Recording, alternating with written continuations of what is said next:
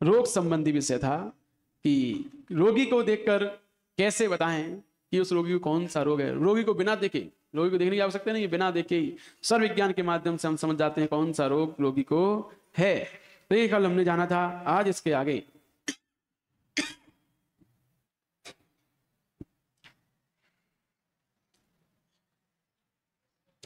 आगे हम समझने का प्रयास करते हैं कि कौन से कार्य होने पर कौन सा तत्व हो सकता है। तो यहां कहा जा रहा है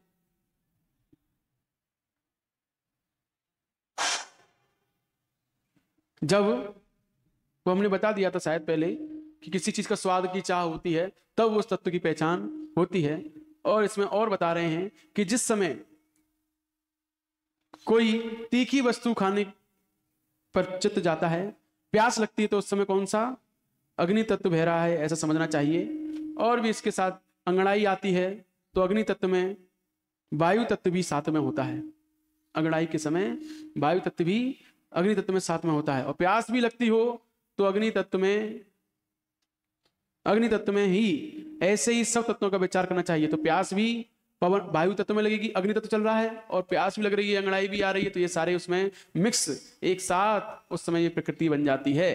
तो इस प्रकार बहुत सारी चीजें अलग अलग कारणों पर बताते हैं। जैसे कि कांति किसी की दिखाई दे रही है, कांति, अंगड़ाई आ रही है, आलस, भूख, प्यास, ये पांचों काम अग्नि तत्व में होते हैं। आप उसमें पहचान कर सकते हो हमारा कौन सा तत्व चल रहा है कार्य से भी। तो कांति अधिक मतलब अपने चेहरे पे कांति, शरीर में कांति, अंगड़ाई, आलस, भूख और प्यास, ये पांचों अग्नि तत्व में होते हैं। और उसके बाद जल तत्व में लहू, खून, वीर्य, थूक, पसीना, चर्बी, मूत्र, ये पांचों जल तत्व में बनते हैं। हमारे शरीर में जब जल तत्व होता है, जल तत्व बहता है, तभी ये इन चीजों में वृद्धि होती है। खून में वृद्धि, खून बनना तभी बनेगा जब जल तत्व अधिक चलेगा। तो लहू, वीर्य, थूक, पसीना, चर्बी, ये मूत्र, ये पांचों जल तत्व में होते हैं।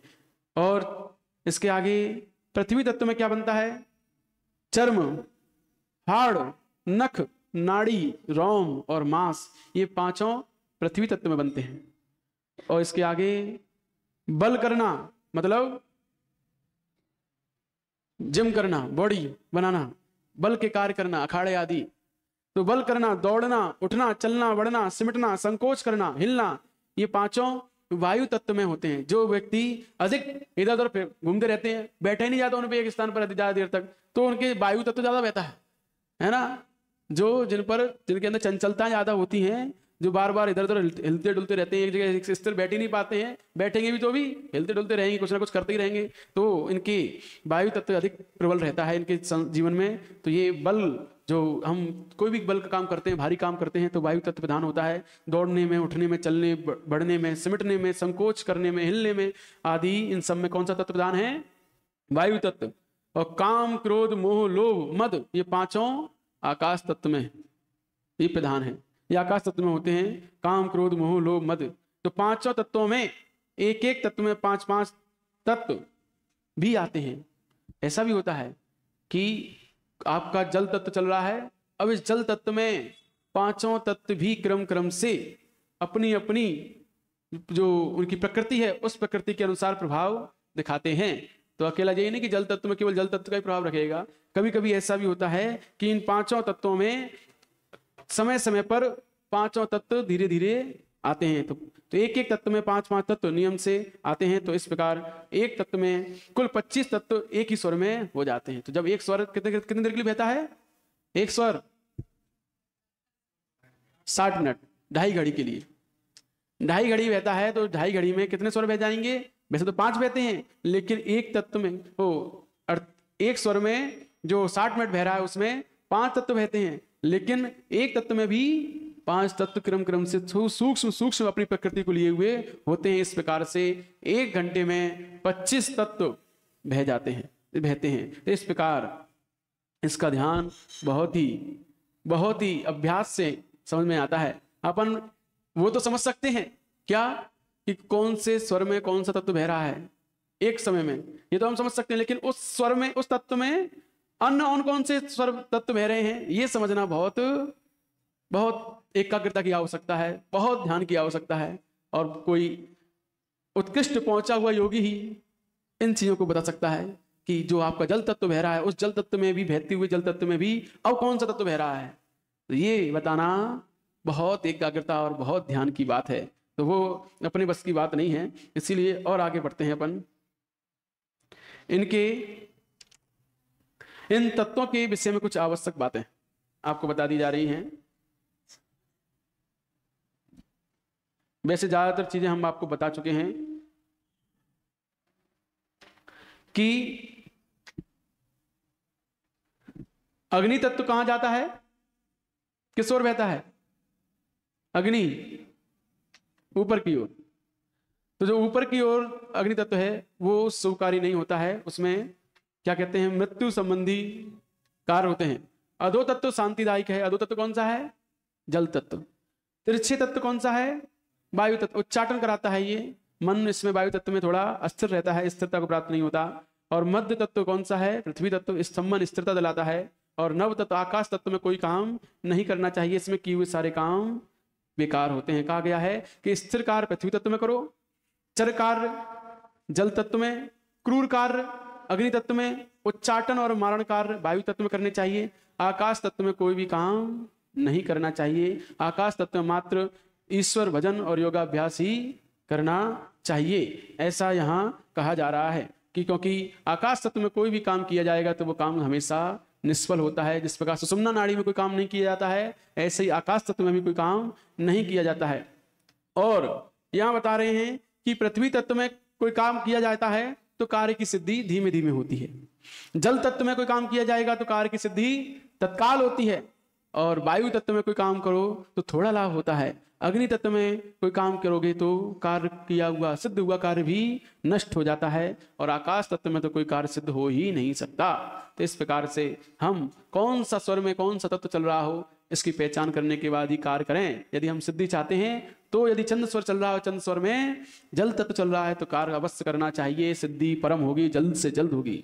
और यदि पृथ्वी तत्व चल रहा है तो सिद्धि तो होगी लेकिन धीमे धीमे होगी। तो इसी प्रकार जब उसमें अग्नि तत्व चल रहा हो तो कार्य किया हुआ नष्ट हो जाएगा। वायु तत्व चल रहा हो तो धीमे धीमे थोड़ा सा लाभ होगा, ज्यादा लाभ नहीं होगा। और आकाश तत्व में तो सारा लाभ नष्ट हो जाता है। इस प्रकार से हमें इन तत्वों की विशेषता समझनी चाहिए। और इसके आगे कोई व्यक्ति युद्ध संबंधी, बाहर विदेश संबंधी जा रहा है तो उस समय कौन से स्वर में कौन सा तत्व बहने पर उसे विजय प्राप्त होगी, वहां से क्या जीत कर आएगा, ये बहुत सारी बातें इसमें बताई जा रही हैं। कि युद्ध आदि के प्रश्न में कोई आपसे युद्ध आदि के प्रश्न करने आए, अभी तक बताइए अग्नि तत्व बेकार है, कोई काम का नहीं है। अब यहां बता रहे हैं कि युद्ध आदि के प्रश्न में अग्नि तत्व प्रबल है। यदि कोई युद्ध का प्रश्न करने आए कि हम युद्ध करने जा रहे हैं, लड़ने जा रहे हैं, हमें क्या विजय प्राप्त होगी कि नहीं होगी, और उस समय हमारा अग्नि तत्व चल रहा हो तो उस महायुद्ध में बैरी भी हार को प्राप्त करता है। तो ये अग्नि तत्व में युद्ध आदि कार्य करने पर सफलता होती है। संग्रह करने के लिए यदि आप कोई चीज संग्रह करना चाहते हैं, कल एक प्रश्न आया था कि भैंस खरीदनी है, कौन से स्वर में खरीदें? नहीं, वो कमेंट आया था यूट्यूब पे कि भैंस खरीदनी है, कौन से स्वर में खरीदें? तो भैंस, हम कोई भी कार्य करते हैं, व्यापार करते हैं, तो व्यापार हम चाहते हैं निरंतर वृद्धि को प्राप्त होता रहे, स्थिरता को प्राप्त ना हो। तो इसीलिए हमें सूर स्वर में उस भैंस को खरीदना चाहिए, क्योंकि सूर स्वर चर कार्यों के लिए उपयोगी है, स्थिर कार्यों के लिए चंद नहीं। तो चर कार्यों में सूर स्वर प्रधान है, इसीलिए वो व्यक्ति भैंस खरीदना चाहता है तो वो सूर स्वर में और उसमें खरीदे। इस प्रकार से सगुण स्वर में श्वास को भरते हुए तो वह लाभ को प्राप्त होगा।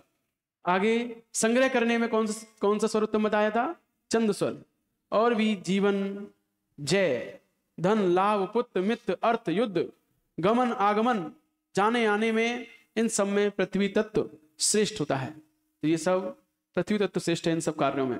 वायु तत्व में क्या होता है? कलह होता है, शोक होता है, दुख, भय, मृत्यु, उत्पात आदि ये वायु तत्व का फल है। जिसका वायु तत्व ज्यादा बहता है ना, उसके जीवन में कलह, शोक, दुख, भय और मृत्यु, उत्पात आदि ये सब बने रहते हैं। अग्नि तत्व में प्रश्न करता हो कोई व्यक्ति तो कहना चाहिए हानि होगी। यदि कोई युद्ध करने के लिए जा रहा है और कोई अग्नि तत्व में नहीं नहीं, ये युद्ध आदि में तो अग्नि तत्व प्रबल है, लेकिन अन्य चीजों पर कोई कार्य करने जा रहा है, नए कार्य, तो उसे अग्नि तत्व में कोई हमसे प्रश्न करे, हमारा अग्नि तत्व चल रहा है और उससे कोई प्रश्न करे, तो उसे उस कार्य में हानि हो सकती है, राज का नाश हो सकता है, पृथ्वी पर दुर्भिक्ष रोग आदि की उत्पत्ति होती है। और स्वर में आकाश तत्व चलने पर दुर्भिक्ष, घोर विग्रह, देश भंग, ये सब चीजें हम आपको बता चुके। भय और चार पाए किसे कहते हैं?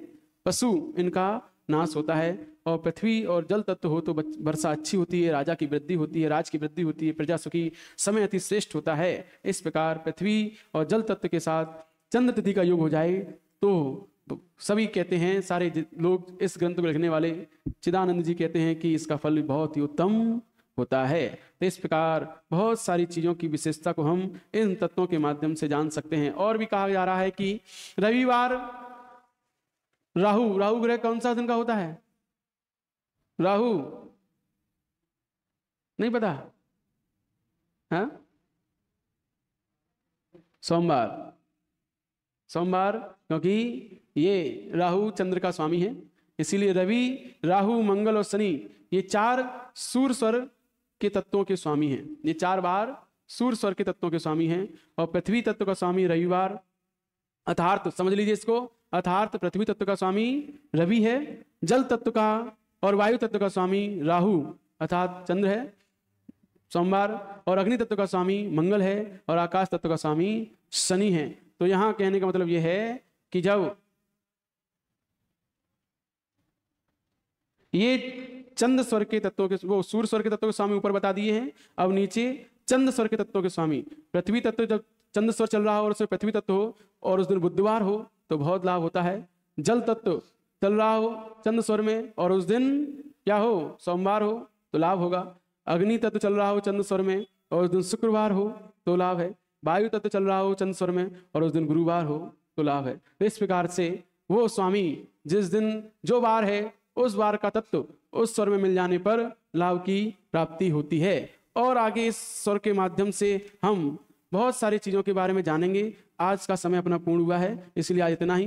कल इस विषय में युद्ध के जो प्रस्थान का विषय आया था वो कल से, और उसके बाद गर्भ संबंधी, घायल संबंधी प्रश्न, बहुत सारे प्रश्नों के उत्तर हम इस स्वर विज्ञान के माध्यम से, अब क्रम से चैप्टर चालू होगा। पहला चैप्टर हमने बता दिया था रोगी संबंधी, अब दूसरा चैप्टर आएगा युद्ध के लिए प्रस्थान के समय कौन सा स्वर में कौन सा तत्व बह रहा हो। तब आखिर वैसे भी अभी वर्तमान में युद्ध तो होते नहीं है, पहले होते थे। तो पहले के समय लोग प्रश्न पूछने आते थे, राजा महाराजाओं के मंत्री आदि ये सब निमित्त ज्ञानियों से प्रश्न पूछते थे। तो उस समय वो इन सब निमित्त ज्ञान से बताते थे कि आप युद्ध में जा रहे हो, किस स्वर में क्या करना है, कैसे करना है, तो आप विजय को प्राप्त हो गए, हारते हुए भी जीत को प्राप्त हो गए। तो ये सब चीजें पहले हुआ करती थी। तो वो पहले कैसे बताते थे